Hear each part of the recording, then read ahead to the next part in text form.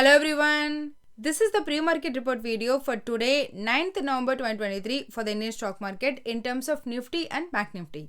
Last night, US EIA supposed to release the official weekly oil inventory data, but they haven't. They just postponed the release to next week, November 13th. However, there is a private analyst company, American Petroleum Institute, released the statement that they expect US crude oil inventory to rise as much as 12 million barrels. In addition to that, earlier EIA mentioned they expect US oil consumption to increase 1 lakh barrels per day, but now mentioned this year they expect the oil consumption to fall by 3 lakhs barrels per day. So basically, oil inventory expect to increase and consumption expect to contract. Thus, oil and US side, all these were clearly negative. Now let's come to the Middle East side. We know oil rally towards $95 per barrel was triggered by mainly due to the recommendation that Russia and Saudi along with the OPEC plus country expect to reduce the oil production up to 2 million barrels per day. And of course, this Middle East conflict also supported the oil price increase to some extent. So, as per Goldman Sachs, that 2 million barrels per day oil production cut haven't happened at all. They released the report based on their analyst estimation by tracking the sea oil shipment. They said the present oil production cut is just below 6 lakhs barrels per day only compared to April shipment, not the crazy 2 million barrels per day oil production cut. Or we can say 20 lakhs barrels per day oil production cut. So, everything is against oil.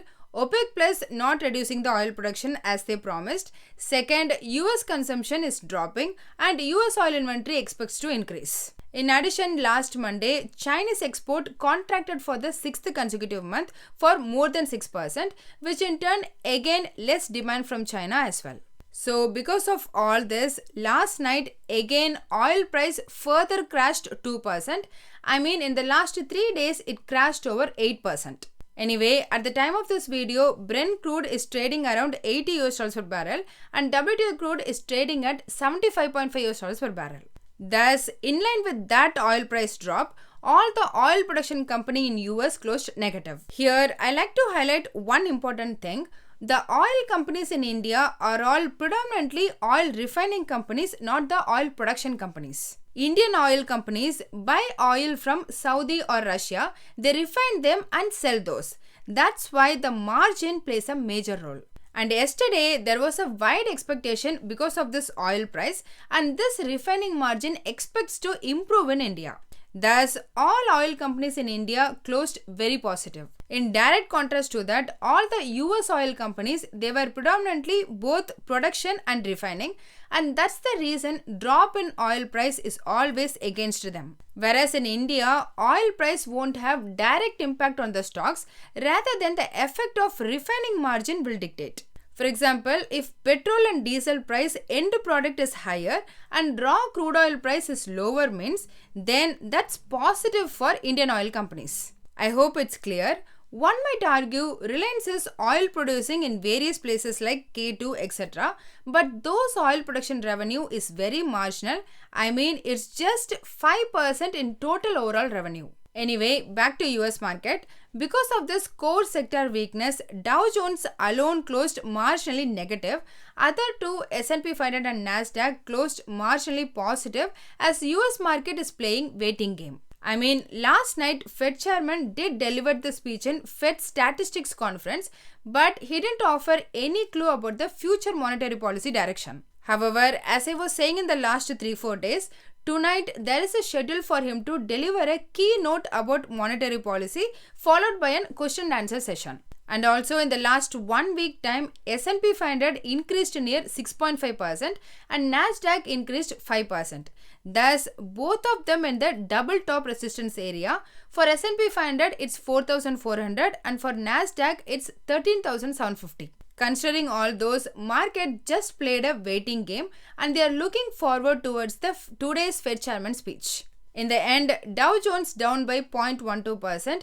However, both S&P 500 and Nasdaq, though it's marginal, closed positive for the 8th consecutive session. S&P 500 up by 0.1% and Nasdaq up by 0.08%. In case of VIX, after 3 days in the same place, finally it dropped from 15 to 14.5. Then regarding 10-year bond yield, US government auctioned it. They sold around 40 billion US dollars worth of bonds for 4.51%. Again dropping as well, so it's a good thing. In case of Indian ADR, except HDFC Bank, all other three closed negative and all four in line with the Indian market. Here, last week Thursday and Friday, Indian ADR rallied significantly.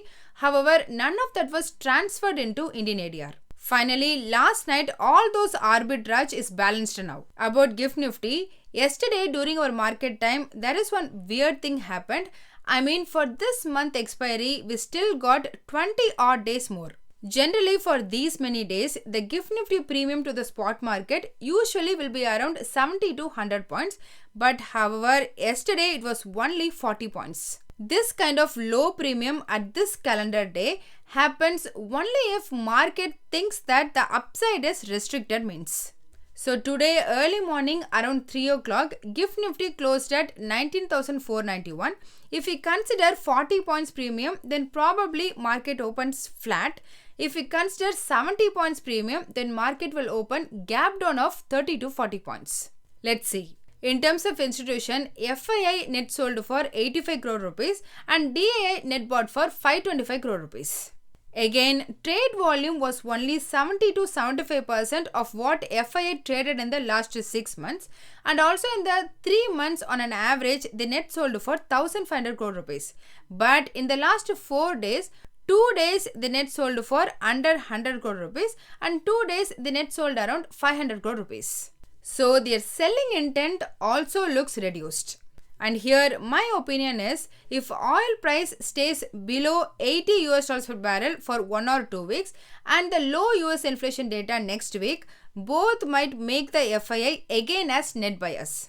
Let's see. As a summary, US market closed mixed. In terms of all Indian ADRs, none of them got neither fresh buying nor fresh selling, and even GIFT Nifty indicating a flat to negative opening. So more probable scenario for today is consolidation, and as there is a major event tonight, so both short covering or profit booking both possible. Regarding the things to look out, today Adani Ports, Aurobindo Pharma, Bosch, ZTV, Ashok Leyland, Bajaj Consumer and Engineers India are some of the major Indian companies' earnings results are scheduled released today. In terms of macro, before our market opening, Chinese inflation data and Bank of Japan's opinion summary is due, and in the aftermarket hours, in case of US, weekly jobs data, 30-year bond auction and mainly US Fed chairman speech are some of the items we need to keep an eye out today. Coming to technical, Nifty opened a gap up of 40 points and throughout the day it moves 40 points down and 15 points above opening. It's a very narrow range, just 55 points between day's high and day's low. Finally, in the end, closed positive of 36 points compared to yesterday. Thus, in daily chart, at another doji candlestick pattern, which in turn indicating that the tug of war between buyers and sellers is not yet over. On the positive, throughout yesterday, 19,400 acted as a very good support and also it closed above 19,400 for the third consecutive day. In addition, it continued the higher high, higher low formation for fifth continuation session with crossing 21-week exponential moving average. Hence, if Nifty manages to give a strong close above 19,450, then the next hurdle is expected at 19,550 to 19,600 area. Whereas, in case of downside, 19,300 is the crucial support. In case of Bank Nifty, it closed lower for the first time in the last 5 straight sessions. Thus, on the daily chart, Bank Nifty formed a bearish candlestick pattern with a lower shadow. But it managed to hold 21-day exponential moving average 43,550 for 3 days in a row. So the overall trend appears to be bullish as it closed above the critical short-term moving average. Thus, that 43,500 to 43,550 will be a support to look, while 44,000 is the clear resistance area. On the weekly options data front, 19,500, 19,600 and 19,700 strikes got the maximum call option open interest with a new maximum meaningful call writing at similar strikes in the same sequence. However, on the put side, the maximum open interest was visible at 19,300 strike, followed by 19,400 and 19,200 strike, with new maximum put rating at 19,400 strike, then 19,300 strike. Thus, the options data continued to indicate that 19,500 to 19,600 is going to be a crucial resistance for further upside, while 19,400 seems to be an immediate support, followed by critical at 19,300 mark. So that's all in this video. Hope you all got some useful information. Please consider subscribing to the channel and liking the video, so it will help me beat the YouTube algorithm and also motivate me to do more. Please don't make any investment based on this, as I'm not a SEBI registered advisor. I am doing this for my and viewers' educational purpose only. Thanks for watching.